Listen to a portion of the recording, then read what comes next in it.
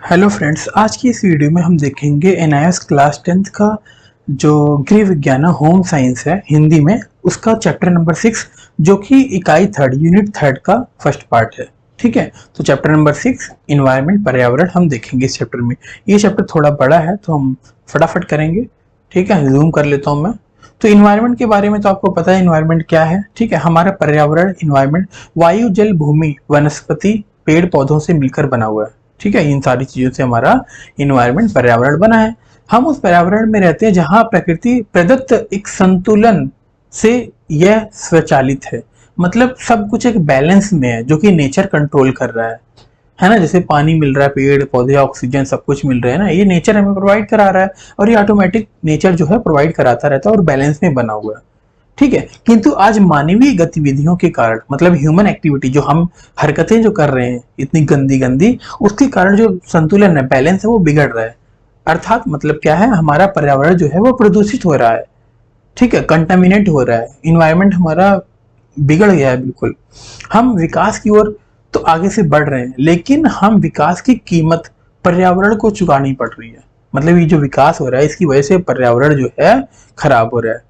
तो इसकी भरपाई कौन कर रहा है? पर्यावरण। पर्यावरण से पर खराब हो रहा है। वे पदार्थ जिनके कारण प्रदूषण फैलता है उन्हें प्रदूषक कहते हैं। याद रखना, जिसकी वजह से प्रदूषण फैल रहा है उसे प्रदूषक कहते हैं हम। चारों ओर व्याप्त प्रदूषण के कारण बीमारियां फैल रही हैं। ठीक है, अच्छा, व्याप्त मतलब फैली हुई। प्रदूषण को निम्नलिखित प्रकार वर्गीकृत किया जा सकता है: वायु प्रदूषण, जल प्रदूषण, मृदा मतलब मिट्टी का प्रदूषण हो गया, और ध्वनि प्रदूषण जैसे आवाज का प्रदूषण हो गया। ठीक है, उसके बाद ऑक्सीजन का सबसे महत्वपूर्ण जो है वो वायु का घटक, मतलब ऑक्सीजन जो है वायु का सबसे महत्वपूर्ण घटक है। स्वच्छ वायु जो है तथा ऑक्सीजन हमें पेड़ पौधों से मिलते हैं। शहरों में औद्योगिकरण मतलब इंडस्ट्रियलाइजेशन करना, फैक्ट्रीज बनाना के विकास के कारण वायु प्रदूषण अधिक फैल रहा है।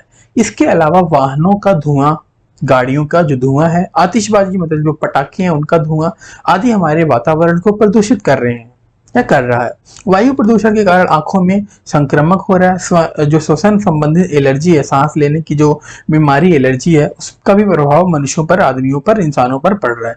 इसके अलावा तापमान में वृद्धि, टेम्परेचर ज्यादा हो रहा है, मतलब गर्मी बढ़ रही है। खाद्य उत्पादन में कमी, खाने की कमी हो रही है, क्योंकि जब नेचर सही नहीं है तो खाने पीने की चीजें जो है ना, खेती सही नहीं होगी, इसके कारण है। हमें इसे नियंत्रित, कंट्रोल करने के लिए थोड़ी सावधानी बरतनी है।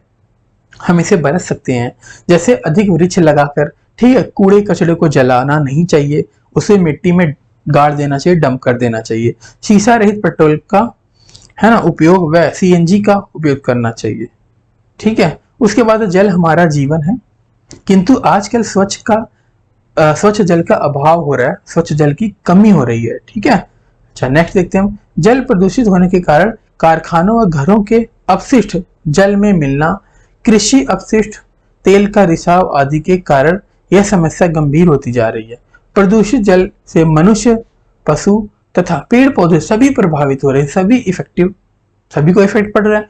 जल प्रदूषण पर नियंत्रण रखना स्वयं हमारे हाथों में है। हमें घर में जल, कारखानों आदि के अपशिष्ट नहीं मिलने, मतलब पानी में जो हमारे घर हो गए, कारखाने हो गए, इनकी जो गंदगी है पानी में नहीं मिलाना चाहिए। मतलब जो नदियां हैं, नाले हैं, उसमें ऐसे नहीं डालना चाहिए। जल का सदुपयोग करना चाहिए, मतलब सही से उपयोग करना चाहिए। जल को खराब बहने नहीं देना चाहिए, वेस्ट नहीं करना चाहिए। मृदा मतलब मिट्टी, मिट्टी के प्रदूषित होने का मुख्य कारण फैक्ट्रियों के अपशिष्ट हैं। मतलब फैक्ट्रियों की जो गंदगी है वह, जिसमें रसायन होते हैं जो भूमि की को पूरी तरह से बंजर बना देते हैं, भूमि को पूरी तरह से बंजर बना देते हैं। इसके अलावा खेतों में कीटनाशकों, है ना, कृमिनाशकों तथा उर्वरकों का प्रयोग भी मृदा को प्रदूषित करता है। प्रदूषित मृदा में उगे फल और सब्जियां बीमारियों का कारण बनती हैं। मृदा प्रदूषण को बचाने के लिए कूड़े कचड़े का उचित निपटान, मतलब कूड़े कचड़े का जो है उचित तरीके से निपटाना चाहिए। हमें भूमि भराव आदि करना चाहिए, मतलब मिट्टी को सही से करना चाहिए। ध्वनि प्रदूषण का कारण वातावरण अनचाहे शोर से है। जो गाड़ियां चल रही हैं, लाउड म्यूजिक बजा रहे हैं, उससे मतलब है यह अनचाहा शोर मोटर वाहन, रेलगाड़ियों, लाउड स्पीकर, रेडियो, टेलीविजन, औद्योगिक मशीनों, मतलब फैक्ट्री में जो मशीनें लगी हैं आदि के कारण होता है। इसी ध्वनि प्रदूषण के कारण हमारी नसों पर प्रभाव पड़ता है, मतलब जो दिमाग में नसें हैं उस पर प्रभाव पड़ता है, जिससे सिर दर्द होता है, और धीरे धीरे श्रवण शक्ति पर भी इसका कुप्रभाव पड़ता है, मतलब सुनने की शक्ति पर भी गलत प्रभाव पड़ता है। तेज आवाज तथा शोर से हमारे कान के पर्दे खराब हो सकते हैं। ध्वनि प्रदूषण को कम करने के लिए हमें कुछ उपाय करने चाहिए, जैसे रेडियो टेलीविजन को कम आवाज पर चलाना। ठीक है, उसके बाद आगे देखते हैं हम। फैक्ट्रियों को रिहायशी इलाकों से दूर बनाना, बार बार हॉर्न न बजाना, इस प्रकार अपने पर्यावरण को हम बचाने के लिए स्वयं प्रयास कर सकते हैं, करने होंगे हमें। उसके बाद पाठगत प्रश्न 6.1 जो कि आपकी किताब का है, इसमें सही और गलत बताना है। तो वाहन है, ठीक है, तो वाहन में कौन सी कमी हो रही, मतलब किसकी वजह से, मतलब वाहन की वजह से क्या प्रदूषण हो रहा है, वायु हो रहा है, जल हो रहा है, मृदा हो रहा है। तो आपको पता है गाड़ियां, तो फिर आवाज की इश्यू होगी आपकी, है ना, जिससे वायु हमारा क्या करेगा, सॉरी वाहन है तो गाड़ियां से धुआं निकलेगा तो वायु प्रदूषण होगा। ठीक है, उद्योग है, फैक्ट्री है, तो फैक्ट्री से जो वेस्ट निकलता है कहाँ जाता है, पानी में जाता है, तो इससे जल का इफेक्ट पड़ेगा। ठीक है, धूल मिट्टी से क्या होता है, वायु एवं जल, ठीक है, पानी में मिट्टी जाएगा वो भी गंदा हो जाएगा, और इन्वायरमेंट में आएगा तो हम अपने नाक से अंदर लेंगे तो वो भी परेशानी है। ठीक है, रासायनिक अपशिष्ट जो केमिकल वेस्ट है उससे क्या होता है, वायु और जल दोनों होता है। इस तरह से देखो यहाँ पर आंसर लिखा है, आप दोनों सभी का इसका आंसर लिख सकते हैं। उसके बाद पाठगत प्रश्न 6.2 में कह रहे हैं कि सही और गलत बताओ, और जो गलत है उसको आप सही भी कर लो। तो पहला क्वेश्चन है, आंधी से वायु में धूल के कणों की मात्रा कम हो जाती है, तो गलत है, आंधी से धूल के कणों की मात्रा जो है कम हो जाती है। ठीक है, आंधी से जो है धूल के कणों की मात्रा कम हो जाती है। नेक्स्ट हमारा, फिल्टर युक्त ऊंची चिमनियां लगाने से वायु प्रदूषण कम करने में मदद मिलती है, तो सही बात है ये। उसके बाद आवासीय क्षेत्रों के आसपास फैक्ट्रियों की स्थापना करने से शहरों में वायु प्रदूषण कम हो जाता है, तो गलत है, फैक्ट्रियों के आवासीय क्षेत्र में लगाने से आसपास नहीं होनी चाहिए। ठीक है, ये सही तरीका है। चूल्हे पर एक ऊंची चिमनी लगाने से वायु प्रदूषण कम हो जाता है, तो सही बात है, तो ऊपर ऊपर चला जाता है, लेकिन ज्यादा अगर चिमनी यूज करेंगे तो भी इफेक्ट पड़ेगा।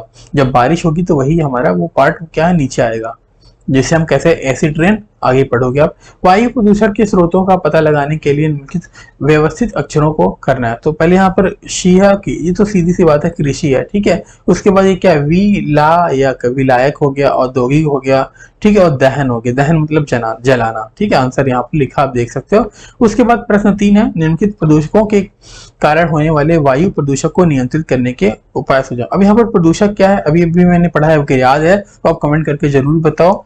ठीक है, चलो उसके बाद पहला क्या, धुआं है, दूसरा विषैली गैस है। धुआं रहित ईंधन का प्रयोग या बायोगैस का प्रयोग करना चाहिए हमें। विषैली गैसों के जैसे सीएनजी का प्रयोग करें, विषैली गैसें जो है कम हो जाएंगी। चलो पाठगत प्रश्न 3.3 है, इसमें ट्रू सही टिक लगाना आपको। जल मनुष्य के पीने योग्य होता है जब वह निम्नलिखित तत्वों से मुक्त होता है, किससे, तैरते हुए पदार्थ, अवांछित गंध और सूक्ष्म रोगाणु, हाँ तीनों से। उपयुक्त सही हो गया, ठीक है, उपयुक्त सभी हो गया। घरेलू अपशिष्ट जल प्रदूषण, ठीक है, भूमि के भीतर जाता है। घरेलू अपशिष्ट जल प्रदूषण का कारण बनते हैं, जिसमें पहला अपशिष्ट जल मृदा से होते हुए भूमि के भीतर जाता है। शौचालयों, रसोइयों आदि से निकला अपशिष्ट जल स्रोतों जैसे नदी, नहर, तालाबों आदि में जाता है। ठीक है, तो इसका आप यहाँ से ख आंसर है, शौचालय से। ठीक है, उसके बाद तीसरा है, जल स्रोतों के समीप कपड़े धोना हानिकारक है, किंतु उनमें से निकलने वाला मैल जो है तथा साबुन कहाँ, जल में बह जाता है, ये सारा इसमें सही है, तो इसमें क्या हो जाएगा, सभी उत्तरदायी है। उसके बाद है नेक्स्ट क्वेश्चन, जल स्रोतों में तेल के रिसाव के कारण वहां उपस्थित पौधों तथा जीवों पर किस प्रकार प्रभाव पड़ता है। तो आपको पता है अगर इस तरह से हम रिसाव करेंगे तो पानी जाएगा, पानी इन्वायरमेंट में जाएगा, पानी के लोग पीते हैं, इस तरह से आपको बहुत सारी पेट की बीमारियां हो सकती है, जैसे टाइफाइड, तपेदिक, पेचिस, है ना, बहुत सारी बीमारियां होती हैं। पेड़ पौधों को अगर सही से पानी नहीं मिलेगा तो वो भी सही से अपना काम नहीं कर पाएंगे, है ना। जो मछलियां हैं, जो समुद्री शैवाल हैं जिसके अंदर रहते हैं, वो सभी को इफेक्ट पड़ेगा। ठीक है, तो यहाँ से इसका आंसर आप देखकर लिख सकते हैं। उसके बाद 6.4 है आपका पाठ्यगत प्रश्न। पहला इसमें है, मृदा प्रदूषण को नियंत्रित करने के लिए 2 उपाय बताने हैं। तो पहला है, खुली तथा निची भूमि को मिट्टी से भर देना चाहिए।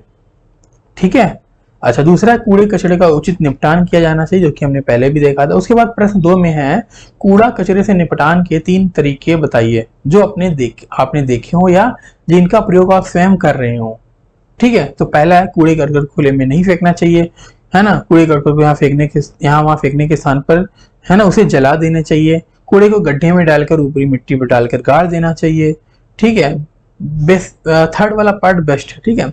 अच्छा, उसके बाद है बगीचे के कूड़े करकट को बगीचे कोने में गड्ढा खोद कर डाल देना चाहिए तथा उसे पत्तियों को ढक देना चाहिए ताकि वह खाद में परिवर्तित हो जाए। जैसा कि चंडीगढ़ कभी आप आओ या चंडीगढ़ में रहते हो तो यहाँ पर जितने भी पार्क हैं तो कोने में इन्होंने गड्ढा कर रखा और सारे जो पेड़ पौधे हैं सभी के जो पत्ते गिरते हैं उस गड्ढे में डाल के खाद बनाते हैं, ठीक है। बहुत अच्छा तरीका है, तो आप भी अपने वहां कर सकते हो ऐसे।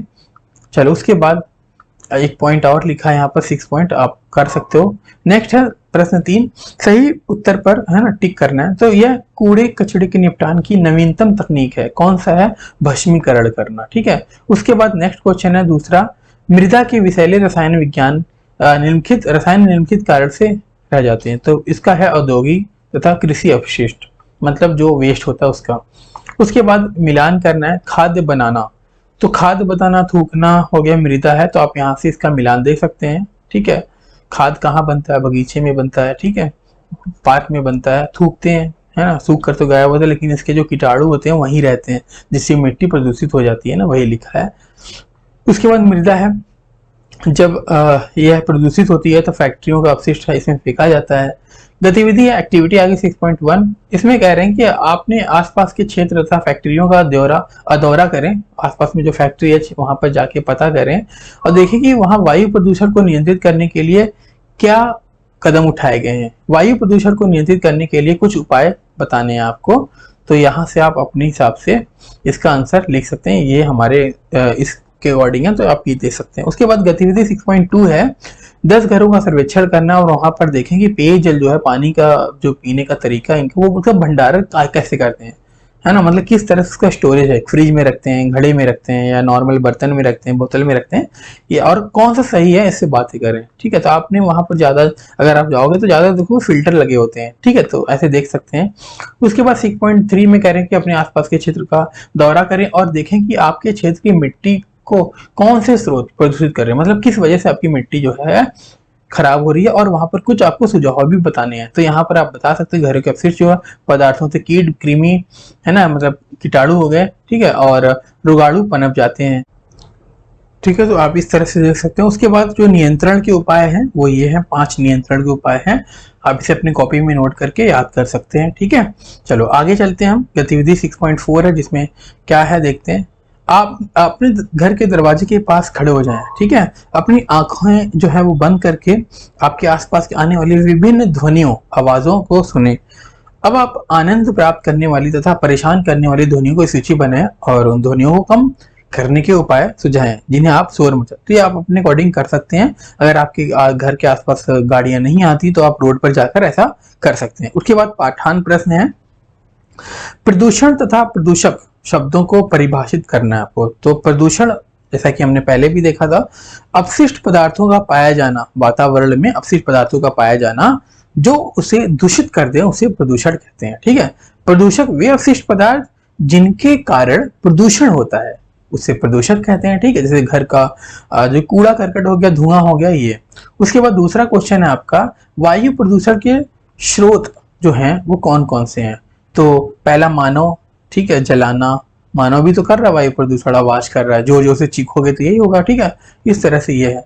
उसके बाद नेक्स्ट है, आप मृदा प्रदूषण को किस प्रकार नियंत्रित कर सकते हैं। मिट्टी का जो प्रदूषण है वो हम पहले भी देख चुके हैं कैसे करना है, तो आप यहाँ से 5 पॉइंट लिख सकते हैं। उसके बाद ध्वनि प्रदूषण के क्या प्रभाव हैं। तो लंबे समय तक अगर तेज आवाजें सुनते रहेंगे तो ये परेशानी महसूस होती है, ये आवाजें परेशान करती हैं, हमारी नसों पर दबाव डालती हैं, ठीक है, जैसे सिर दर्द होता है, और यही धीरे धीरे हम जो है, अब जो कान में सुनने की शक्ति है वो हम खत्म कर देते हैं, ठीक है। इस तरह से आपको लिखना है। 5वां क्वेश्चन है, मृदा तथा जल दोनों को प्रदूषित करने वाले 2 प्रदूषकों के नाम बताने हैं, ठीक है। तो देखते हैं हम। घरेलू अपशिष्ट है, घरेलू अपशिष्ट में क्या क्या चीजें आपको बेहतर पता है, आपके घर में क्या क्या ऐसी चीजें हैं जिससे प्रदूषण होती है, ठीक है, आप यहाँ से देख सकते हैं। उसके बाद औद्योगिक अपशिष्ट है, मतलब फैक्ट्री से क्या क्या चीजें निकलती हैं, पानी में जाता है ना, इन्वायरमेंट में जाता है, ये आप समझ सकते हैं। उसके बाद प्रश्न 6 है, आप अपने आसपास धुएं से होने वाले प्रदूषण को किस प्रकार कम कर सकते हैं। तो घर में धुआं रहित चूल्हे का उपयोग करके, है ना, बायोगैस का और आसपास वृक्ष लगाकर कूड़ा करकट जो है उसमें खुले में ना जलाकर मिट्टी के अंदर डंप कर देना। ठीक है, गाड़ियों को धुआं रहित बनाकर, जैसे गाड़ियों से अगर धुआं निकल रहा है तो आप उसे प्रॉपर मेंटेनेंस रखो, चेक कराओ सर्विस सेंटर में। प्रश्न 7 है, हमें मिट्टी के शौच करना, पेशाब करना या थूकना क्यों नहीं चाहिए? तो हमें मिट्टी में शौच या पेशाब थूकना नहीं चाहिए क्योंकि उसके कीटाणु जो है मिट्टी में फैल जाते हैं, और गांव में जब बच्चे या नंगे पांव जाते हैं तो उनके पैर में लग जाता है, पैर से फिर पूरे शरीर में फैल जाता है, जिससे बीमारी होती है। और जैसे वो बारिश हुई तो बारिश का जो पानी होता है हर जगह जाता है तो सब कुछ गंदा हो जाएगा। ठीक है, कुछ अन्य महत्वपूर्ण प्रश्न है जो कि हम देखते हैं। पहला है, प्रदूषक किसे कहते हैं? हम पढ़ चुके हैं पहले ही। वायु प्रदूषण के 6 कारण बताने हैं, तो वो भी बता सकते हैं, हम अभी बता दें। इसके 3 प्रभाव और इसे नियंत्रित करके 6 उपाय। तो ये बहुत बड़ा क्वेश्चन है, तो आप इसको आप कॉपी में अपना नोट कर लो, वीडियो को पॉज करके के जैसे उत्तर है।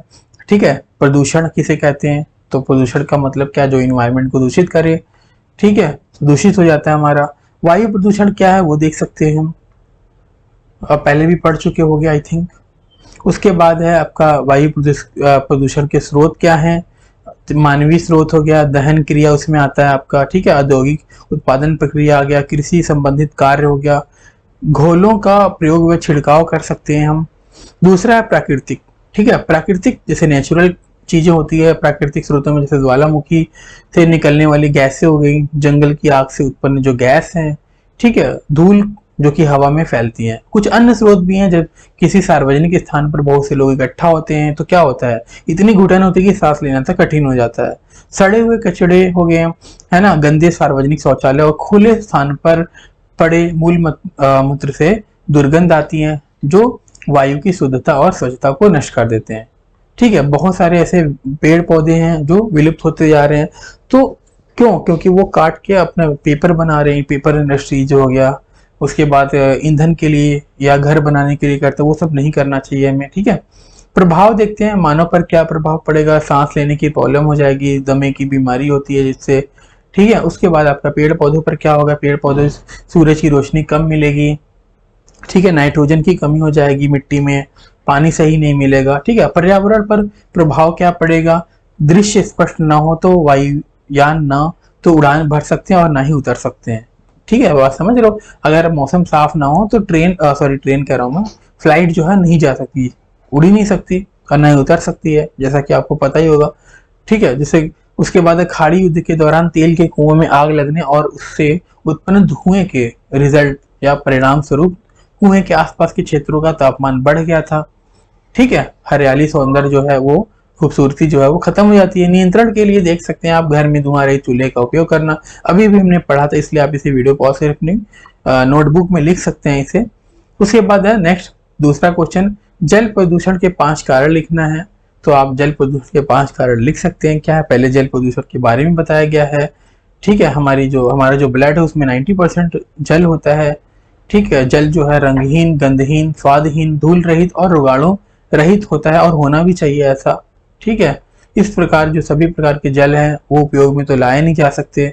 अगर कुछ ऐसी चीजें जिसको हम छान के भी यूज में ला सकते हैं। क्लोरिनेशन मतलब क्लोरीन डालते हैं पानी में जिससे उनके रोगाणु मर जाते हैं। फैक्ट्रियों के जो विसर्जन होते हैं उसमें हम सही से देखना चाहिए हमें। ठीक है, इस तरह से आप बहुत सारे पॉइंट लिख सकते हो वीडियो को पॉज करके। उसके बाद मुख्य स्रोत क्या है वो देख लेते हैं। पहला घरेलू अपशिष्ट हो गया, औद्योगिक अपशिष्ट हो गया, कृषि संबंधित अपशिष्ट हो गया, तेल रिसाव हो गया, और मृदा प्रदूषण के 5 स्रोत तथा इस पर नियंत्रण के 6 उपाय जो हमें लिखने तो वह यहाँ से देख सकते हैं। स्रोत क्या है? घर के अपशिष्ट पदार्थ हो गया, खुली जगह पर शौच करना, थूकना, है ना, उद्योगों के अपशिष्ट पदार्थ। इस तरह से आप इसका आंसर जो है लिख सकते हैं। उसके बाद कृषि संबंधित अपशिष्ट पदार्थ हो गया। नियंत्रण के पॉइंट लिखने हैं। ठीक है, पहला है कूड़े कचरे का उचित निपटान करना चाहिए, शहर के बाहर ढेर लगाना, भूमि भराव, खाद बनाना, कंपोजिट जिसको कहते हैं, कूड़ा कचरा जलाना, भस्मीकरण, इंसिनेशन कहते हैं ना, इंसिनरेशन कहते हैं। उसके बाद दूसरा है स्वच्छ शौचालयों का प्रयोग। स्वच्छ शौचालय रहेगा तो उसकी जो गंदगी है, कीटाणु जो है फैलेंगे नहीं। दूसरा है थूकने के लिए पिकदान का उपयोग करें हम, जैसे पिकदान में थूकते हैं ना वो। अपशिष्ट पदार्थों का पुनः उपयोग करना है, कीटनाशकों पदार्थों उर्वरकों का जो है सीमित प्रयोग करना है हमें। इस तरह से आप समझ सकते हो। उसके बाद छठा पॉइंट है और लास्ट पॉइंट है, पर्यावरण के लिए अनुकूल वस्तुओं का प्रयोग करना। ठीक है, मतलब उसके अच्छे के लिए, मतलब अनुकूल, मतलब जो सूट कर सके वैसा। ठीक है, उसके बाद है प्रश्न 4 है, वनों से होने वाले 4 लाभ लिखने हैं, वनों की कटाई के 4 दुष्परिणाम। ठीक है, वन होने से 4 फायदे क्या है, अगर हम वन को काट दें तो 4 मतलब परेशानियां हैं, उससे क्या इफेक्ट पड़ता है वो बताना है। तो लाभ में पहले 4 पॉइंट देख लो, यहाँ पर लिखा है आज कितने, 6 पॉइंट, आपको वही 4 लिखना है। अगर 4 पूछा है, 6 है तो 6, 3 है तो 3 लिख सकते हो आप। पहला है, जिस कुर्सी पर आप बैठे हैं या जिस पलंग पर आप सोते हैं, ये उसी लकड़ी से बने होते हैं जिसे हम जो वृक्ष है उससे काट के, हाँ, काटते हैं हम, है ना, उसी से मिलते हैं। पौधों और वृक्षों से हमें अन्य चीजें भी मिलती हैं, जैसे भोजन, औषधियां, रबर, गोंद, कागज। वनों से हमारे पशुओं का चारा तथा वन्य जानवरों और पक्षियों को रहने के लिए आवास मिलता है। वन वर्षा लाने में सहायक होते हैं और साथ साथ बाढ़ को रोकते हैं। वृक्षों की जड़ें व मिट्टी की उर्वरता नष्ट हो जा पाती है। पौधों और वृक्ष वायु में जो है मौजूद कार्बन डाइऑक्साइड ग्रहण करके ऑक्सीजन पैदा करते हैं, जिससे वायु प्रदूषण कम होता है। जैसे हम क्या करते हैं, हम कार्बन डाइऑक्साइड छोड़ते हैं और वो कार्बन डाइऑक्साइड पेड़ ले लेते हैं, और पेड़ क्या देते हैं, हमें ऑक्सीजन देते हैं। ठीक है, दुष्परिणाम देखते हैं, जैसे वन्य प्राणियों की क्षति हो जाती है, मतलब जो वन में प्राणी रहते हैं उनको परेशानियां हो जाती हैं। ठीक है, वायु प्रदूषण में वृद्धि हो जाती है, मृदा अपरदन, मिट्टी खराब हो रहा है, क्षय हो रहा है। ठीक है, उसकी जो सतह है वो बह जाती है, इस तरह से समझ सकते हैं। चौथा, सूखा, बाढ़ है। वन अवरोपण के दीर्घकालीन, मतलब लंबे समय से प्रभाव जो विनाशकारी और गंभीर होते हैं। एक बार यह विनाश प्रक्रिया प्रारंभ हो गई तो इसे बचना जो है वो मुश्किल हो जाता है। ठीक है, उसके बाद समाधान में आप 3 पॉइंट देख सकते हैं। वन अवरोपण की समस्या का हल, वनारोपण या ज्यादा से ज्यादा वन लगाना कह सकते हैं हम। वृक्ष काटिए नहीं बल्कि लगाइए हो गया, ये स्लोगन भी बता सकते हैं लोगों को। यदि किसी वृक्ष को काटना ही है तो केवल उसकी शाखाएं काटनी चाहिए, पेड़ पत्तियों वाली जो पार्ट है वो काटना चाहिए, तना नहीं काटना चाहिए। इस प्रकार वृक्ष जो पेड़ है वो सूखेगा नहीं बल्कि मौसम आने पर फिर से बढ़ने लगेगा। वनों को आग से बचाइए। ठीक है, इसकी जो सूखी पत्तियां हैं उसमें कहीं दूर जाके थोड़ा सा, है ना, वहां पर आग लगा सकते हैं, या तो गड्ढा करके उसको जमीन के अंदर गाड़ दें। प्रश्न 5 है, शोर प्रदूषण के 3 स्रोत व इस पर नियंत्रण के 8 उपाय बताने हैं। तो कुछ आवाजें जो है कर्णप्रिय होते हैं, मतलब कानों को अच्छे लगते हैं, कुछ अच्छे नहीं लगते, मतलब अप्रिय होते हैं। आपको संगीत सुनने और अपने मित्रों के साथ गप्पे मारना अच्छा लगता है, परंतु लाउड स्पीकर और मशीनों की तेज आवाजें बिल्कुल अच्छी नहीं लगती। किसी भी अवांछित आवाज को शोर कहते हैं, मतलब जो हमारे अकॉर्डिंग ना हो, डिस्टर्ब करे, उससे हम शोर कहते हैं। तो क्या सोर्स हैं जहां से ये चीजें होती है? तो पहला हो गया मोटर कार, रेलगाड़ी, हवाई जहाज, ऊंची आवाज में चलाए जा रहे loud speaker, radio, television, factories या से जो मशीनें हैं वो। प्रभाव क्या होता है देखते हैं। तेज आवाज परेशान करती है, हमारी नसों पर दबाव डालती हैं, सिर दर्द होता है। ये सब हम कितनी बार पढ़ चुके हैं इसी चैप्टर में, तो मैं स्किप कर देता हूँ, आपको लिखना तो वीडियो पॉज करके लिख लेना। नियंत्रण देखते हैं, तो पहला रेडियो टेलीविजन को धीमी आवाज में चलाना चाहिए, लाउड स्पीकर का इस्तेमाल नहीं करना चाहिए, धीमी आवाज में वार्तालाप करना चाहिए, मतलब बातचीत करनी चाहिए। अति आवश्यक होने पर ही हॉर्न पर प्रयोग करना चाहिए, हॉर्न का प्रयोग करना चाहिए। वाहनों के इंजन में साइलेंसर लगाना चाहिए ताकि आवाज ना आए। फैक्ट्रियों को रिहायशी इलाकों से दूर बनाना चाहिए, हवाई अड्डे शहर से बाहर बनाने चाहिए। हम अपने आसपास के वातावरण को किस प्रकार हरा भरा बना सकते हैं? तो इसका आंसर है पहला, प्रत्येक व्यक्ति एक पौधा लगाए। अगर एक 1.4 बिलियन पॉपुलेशन है तो सोचो इतने पेड़ लग जाएंगे तो कितनी हरियाली आ जाएगी, कितना ऑक्सीजन मिल जाएगा हमें। बात समझ रहे हो ना? इस तरह से आप इसका आंसर लिख सकते हो। उसके बाद दूसरा, प्रत्येक व्यक्ति एक पौधे की देखभाल करे। जो आसपास में पौधे हैं उसको देखभाल करें, आप अपना अपना पेड़ चुन लो, उसको देखभाल करते रहो। तीसरा, किसी को भी वृक्ष काटने या क्षति ना पहुंचाने दें। पेड़ को काटने या पेड़ को अगर नुकसान पहुंचा रहे हैं तो वो ना, उसे मना करें। कानून का उल्लंघन के लिए उसे सजा भी मिल सकता है, आप पढ़ सकते हैं वहां पर। उसके बाद है प्रश्न 7, जल प्रदूषण के नियंत्रण के उपाय बताने आपको। तो पहला, सुनिश्चित करके कि जल के स्रोत से रसायन द्वारा स्वच्छ न किया गया गंदा जल तो नहीं मिल रहा है। उद्योगों को रसायन द्वारा साफ किए बिना अपशिष्ट जल नदियों या तालाबों में डालने की अनुमति नहीं देनी चाहिए। जल स्रोत के समीप शौच के लिए नहीं जाना चाहिए, इसके लिए उचित शौचालयों का प्रयोग करना चाहिए। ठीक है, इस तरह से आप पॉइंट्स लिख सकते हो आप। ठीक है, बहुत इजी है ये, 8 पॉइंट ये हो गया। उसके बाद 8वां क्वेश्चन है, जल को पीने योग्य बनाने के 5 तरीके बताना है। तो पहले छानना है, तो आप इसे छान सकते हैं, छान के उसे साफ कर सकते हैं।